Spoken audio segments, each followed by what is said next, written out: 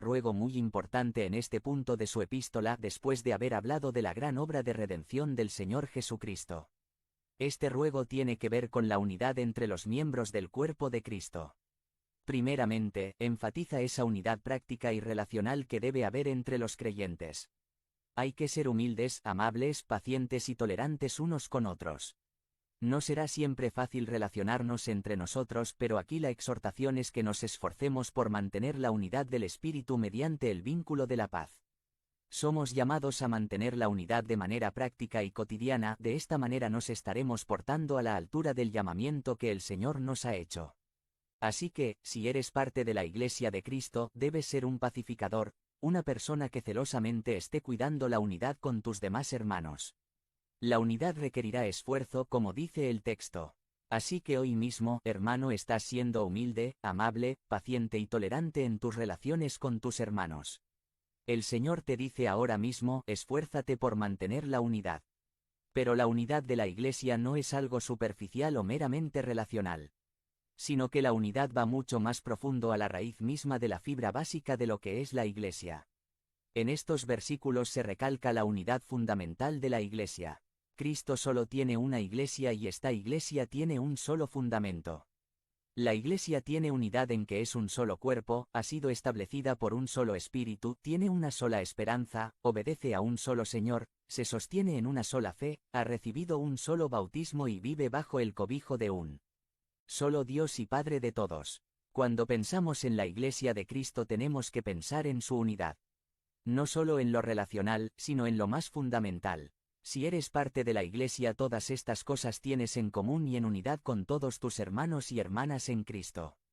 No podemos darnos el lujo de vernos como ajenos, distantes, indiferentes, a la Iglesia.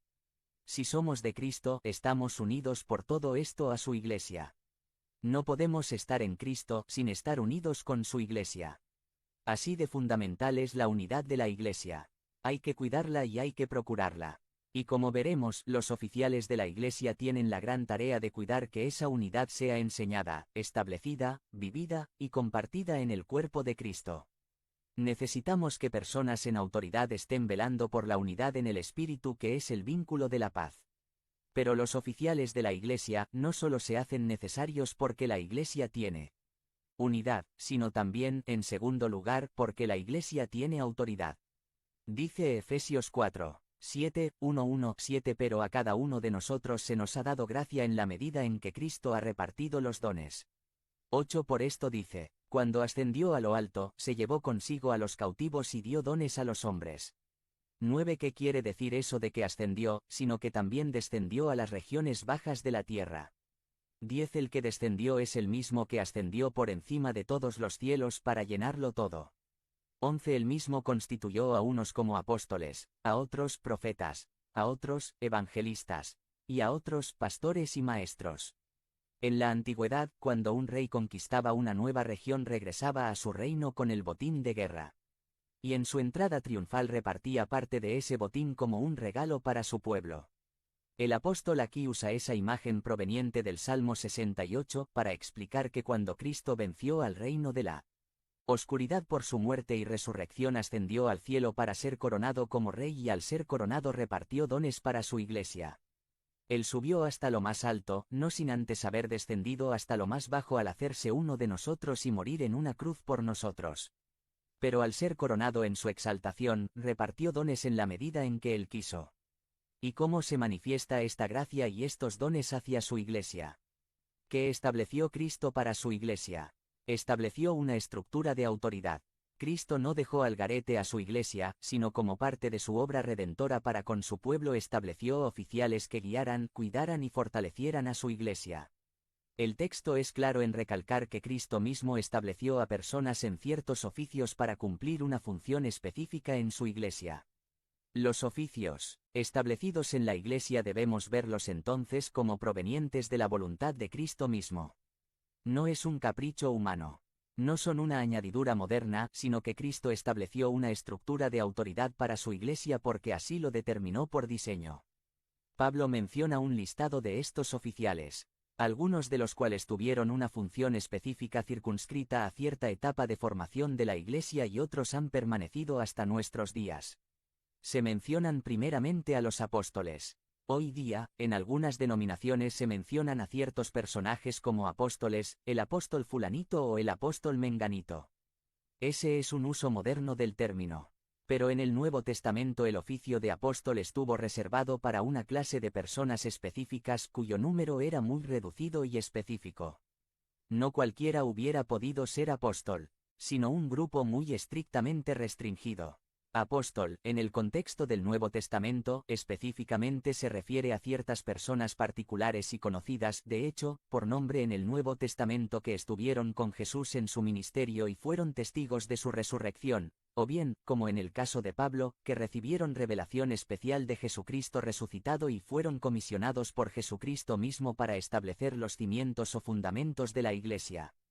Fueron personas seleccionadas por Cristo mismo para ser los que pusieran los cimientos de la Iglesia, y cuando murió el último de ellos, murió ese oficio como fue conocido en el Nuevo Testamento. Hoy en día no hay apóstoles en el sentido estricto en que se usa el término en el Nuevo Testamento. Los apóstoles fueron una estructura de autoridad muy importante en la Iglesia en sus comienzos y de hecho, sus enseñanzas y testimonio sigue siendo fundamental para la Iglesia de hoy a través de la Escritura. Por eso decimos que la Iglesia es apostólica, haciendo referencia a que se apega a la enseñanza impartida por los apóstoles. En segundo lugar se mencionan a los profetas como otro oficio que Dios estableció como un don para su Iglesia. Los profetas del Nuevo Testamento trajeron revelación especial a la Iglesia incipiente. Sus funciones incluyeron la predicción, exhortación, ánimo, advertencia y explicación en esos tiempos de arranque de la Iglesia. Todas estas funciones de los profetas eran necesarias ya que la Escritura todavía estaba en su proceso formativo.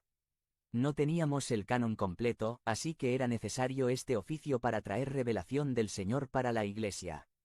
Pero cuando llegó la plenitud de la Escritura y se escribió el último de los libros, este oficio como tal, ya no fue necesario, aunque algunas de las funciones desempeñadas por los profetas en su momento siguen vigentes tales como la exhortación, la advertencia y el ánimo a la Iglesia, pero ahora solo con base en la predicación del texto de la Escritura. Podemos decir que la enseñanza del Nuevo Testamento es que tanto los profetas como los apóstoles establecieron el fundamento de la Iglesia. Efesios 2:20. Tuvieron su momento histórico en la redención y luego su posición desapareció, dando lugar a otros oficios que perduran hasta hoy. Un tercer oficio mencionado es el de evangelista. El Nuevo Testamento no nos dice mucho de este oficio más que la idea de que eran personas dotadas especialmente para proclamar el Evangelio. El único que es llamado evangelista es Felipe, el que predicó el Evangelio al eunuco etíope. Hechos 21:8. No hay mucha evidencia de su continuidad como oficio en el Nuevo Testamento, más la función de llevar el Evangelio allá donde no es conocido, nunca ha dejado de estar vigente. Por último, en nuestra lista aquí en Efesios encontramos el oficio de pastor maestro. Estas dos palabras van juntas para referirse al oficio de los que pastorean y enseñan al rebaño de Dios. Es decir, para referirse a los ancianos. Este oficio, juntamente con el de los diáconos, son los que se establece en el Nuevo Testamento, como los que perduraron más allá de la etapa apostólica de la Iglesia y que forman parte de la organización permanente de la Iglesia en la tierra, por lo que han perdurado hasta nuestros días. De todos estos, los dos oficios que perduran como tales son los oficios de ancianos, también llamados pastores, obispos y los diáconos, aunque no se mencionan en esta lista tal vez porque no son oficiales con un cargo de autoridad o enseñanza, sino de servicio. De cualquier manera, el Nuevo Testamento da testimonio de que a medida que la Iglesia se extendía por el mundo, estos dos oficios eran los que continuaron en la estructura de organización en las iglesias locales. Como muestra Filipenses 1:1, Pablo y Timoteo, siervos de Cristo Jesús, a todos los creyentes en Cristo Jesús que están en Filipos, junto con los obispos y diáconos. Como vemos, Cristo mismo no dejó a su iglesia para que se dirigiera sola, sino se encargó de establecer estructuras de autoridad para que su cuerpo llevara una dirección clara y de acuerdo con su voluntad. Por eso, los oficiales de la Iglesia son una estructura importante y también necesaria dentro de la Iglesia. Como veremos, los oficiales de la Iglesia tienen la gran tarea de dirigir y guiar a la Iglesia. Necesitamos que personas en autoridad estén dirigiendo, velando, protegiendo la enseñanza de la verdad dentro del cuerpo de Cristo. Pero los oficiales de la Iglesia no solo se hacen necesarios porque la Iglesia tiene unidad y tiene una autoridad establecida por Cristo, sino también, en tercer lugar, porque la Iglesia tiene finalidad.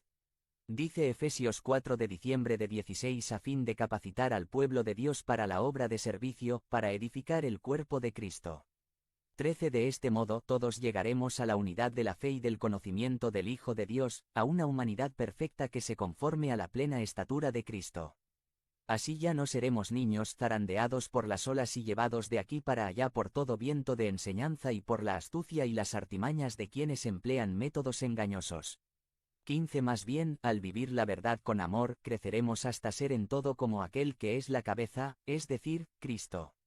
16 Por su acción todo el cuerpo crece y se edifica en amor, sostenido y ajustado por todos los ligamentos según la actividad propia de cada miembro.